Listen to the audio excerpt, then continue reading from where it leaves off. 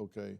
If she came out that back door and there was somebody there, could they have grabbed her right there? Yes. Yeah. Then how would they make their escape?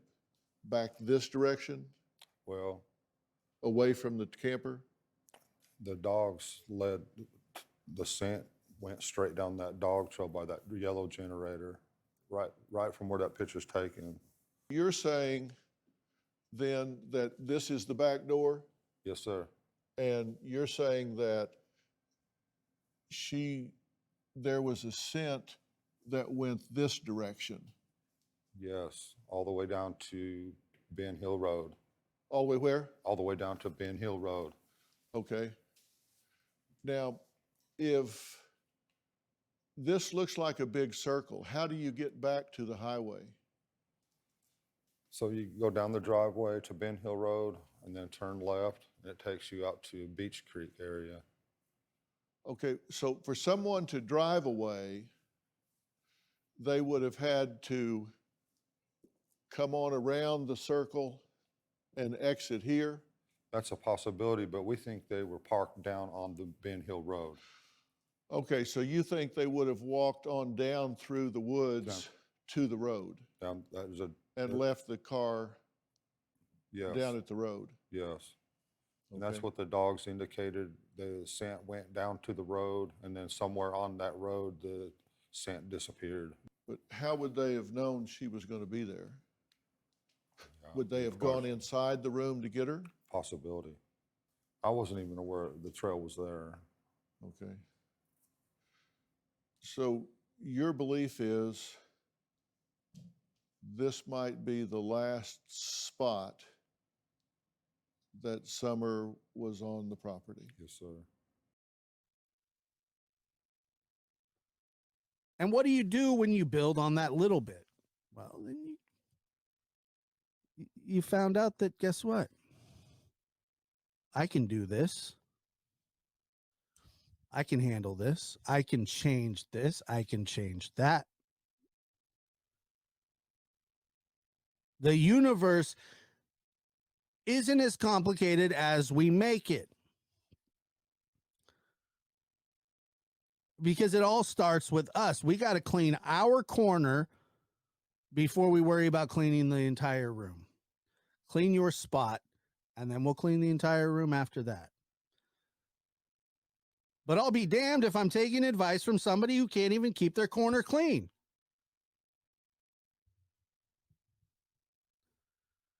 It's just not, it's weird. And most of the people that want to tell us, me, you, how to live are the people that don't know how to live themselves.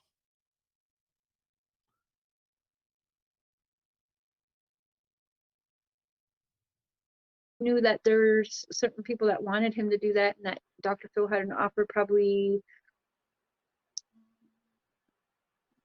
I want to say maybe like August or September. I knew about it like right away. Like it was always a thing. As long as I was talking to him, I knew there was a Dr. Phil order or offer. Oh, wow. So it's been a while in the works. Yeah. Did Dr. Phil offer them any kind of rehab or therapy? I don't know that. No.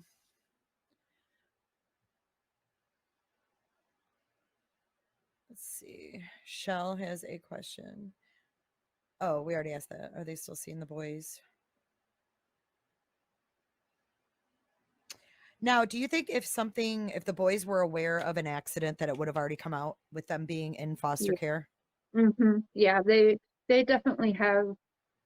When it's kids like that, they would have someone come and sit with us, and it would take not just a couple hours, but this is something that they will do over time, and probably are still doing, where they'll have, especially with the youngest one, they'll have someone come and they'll be talking with them, but they'll make it feel more like, oh, you're playing games with this person, or oh, you're coloring pictures with this person, but really they're using their specialties to have the kids kind of let out things without really knowing they're letting it out, because it's less harsh on them than mentally, if that makes any sense. But I definitely believe that's something, if those boys know anything, they have got that information from the boys, and we will never hear it because they're minors, and they're in the foster care system. Like with me in a bad situation, my mom and dad's situation, it got so bad I had to get moved hours away on a farm in the middle of nowhere and have Through the mic with my phone. Can you hear it okay? Oh man, damn. Can hear I'm really sorry, guys. Hey, I wanted to say something to Andy. Please do. Andy's watching. If he'll talk to me. Andy's watching right now. I just want him to talk to me and Donnie and tell his side of the story for real. Please, Voldemort, we're begging you. Jody Sue is a crazy nutcase. She is absolutely a crazy nutcase. Yes. Please, Voldemort, this family is begging you, sir. Andy, they're begging you, please talk to them. Please, sir. Hey, guys, I just had him on the phone. I hung up with him to take the call from you. Well, I hope he calls back in. An apparent sighting. Candace had messaged, we were on video chat one day, and she held up a photo, and it's a photo of the little girl in the airport, right?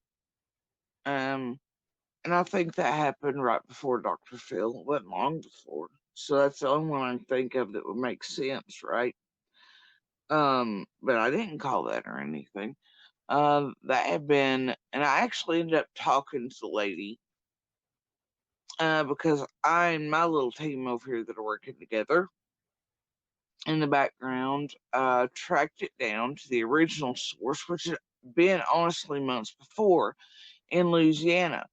And I talked to the original lady that took those photos. And then, like I said, Candace was one to show them to me. Somebody had sent it to her, but the image she had was grainy. I was like, get that cleared up, see what we can figure out. And she was like, Jody Sue, I know this is Summer. I know it is. And I was like, well, get it cleared up. And she's like, we've tried that. I was like, well, then you've not tried it with the right people. And so I went to my people that helped me back here do what I'm doing with this whole ring. And I had them cleared up. We tracked it down to the original source and original post, which had been quite a while before Candace had ever gotten the photos. So she was late to that information. And so, like usual. We'll stop. I want you to feel comfortable. No, I want to go home. I'm down. I want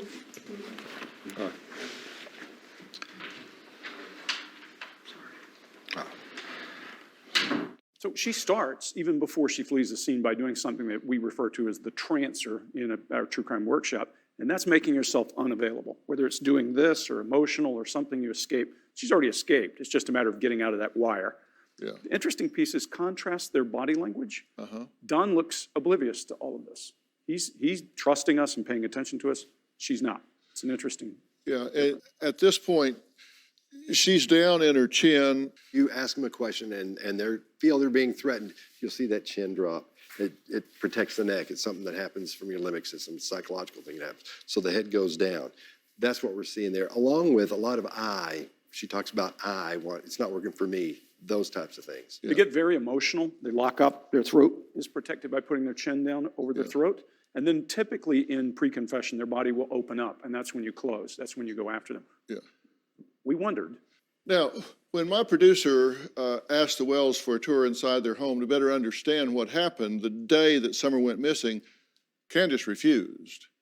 Then she changed her mind and led us into the basement, but only after they had time to clean it. But a month after Summer went missing, Candace did invite podcaster Chris Madonna of the Interview Room for a home tour. Let's take a look at a little bit of that.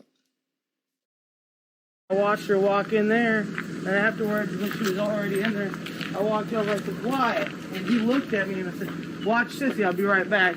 And that's when I walked back over to my mom's. Okay. and I was fixing her brace and stuff like that. And I said, well, Mom, I got to go back over with the kids. And that's when I come back up into the house. Okay. With the boys. Okay. Not that. You walked into the house. Well, I walked into here.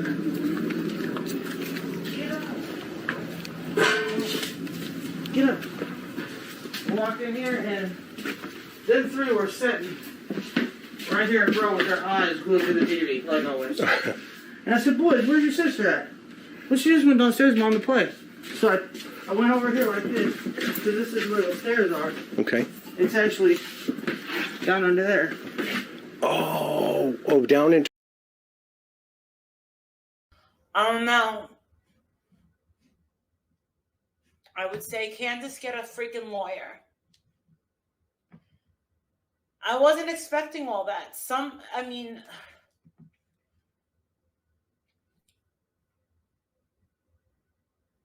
There's something up with, why do I have 2 fucking iced teas out? Oh my God. I'm losing it today. This is too much.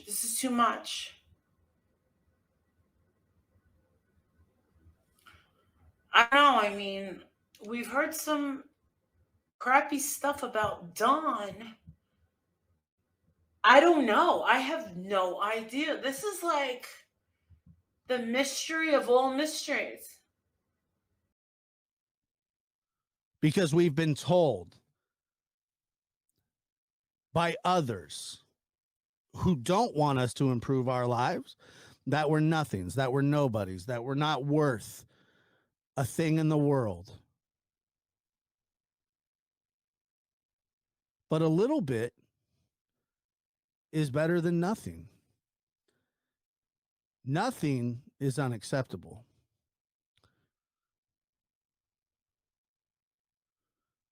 We can become better versions of ourselves, even if it's just a little bit. Nomadic Trek, and now AK, and all in quick succession. You've been very productive this year, and I would really hate to know how many there have been over your 40-year rodeo. They're afraid that these people, they're putting their family information on out in the public, and this, their kids and all this other stuff. And I'm thinking, who does that, and why? You refer to people being afraid that that people are putting family information out in the public, and there are kids involved. And you ask, who would do that? Who does that? And why? Well, you do that, Fish. You're the person who does that. Your consistent and constant, reckless and irresponsible behavior has terrorized 3 families, all with kids, with IRL consequences. That's in real life, old man. You didn't just play on the internet. You fucked with people in the real world, and you terrorized them. To this day, they still look over their shoulders because of what you have wrought, and you can't even muster up a simple apology to any of them. Why Chris is full of shit. Yep. Oops. Right. You're a horrible person. You're no savior of lost children. You haven't even found any lost children, but you've terrorized many. You were even held responsible for having psychologically tortured 3 young boys in the Michael Crow case, which you continue to lie about to this day, even putting silly little Dougie, your servant boy, up to lie about it and read out-of-date legal documents when the boy can't even read. That's mean. Didn't you say it's not okay to be mean? You're a mean one, Mr. Fish. As for why you do it, well, I suppose that's up for debate. But I think it might have something to do with the personality traits that you referred to in your last show, which I said I think before I'd like to take a little bit more time on later. And this I have resources thing. I know your resources. I've seen your resources in action in the Nomadic Trek case and now in the AK case. Your resources in the Nomadic Trek case were 3 screenshots of web pages, of which one was fabricated, and someone took a picture from a phone. It wasn't even a digital footprint.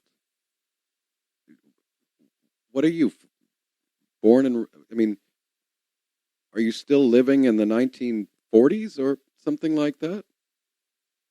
I mean, where's your automatic Kodak camera from the 70s?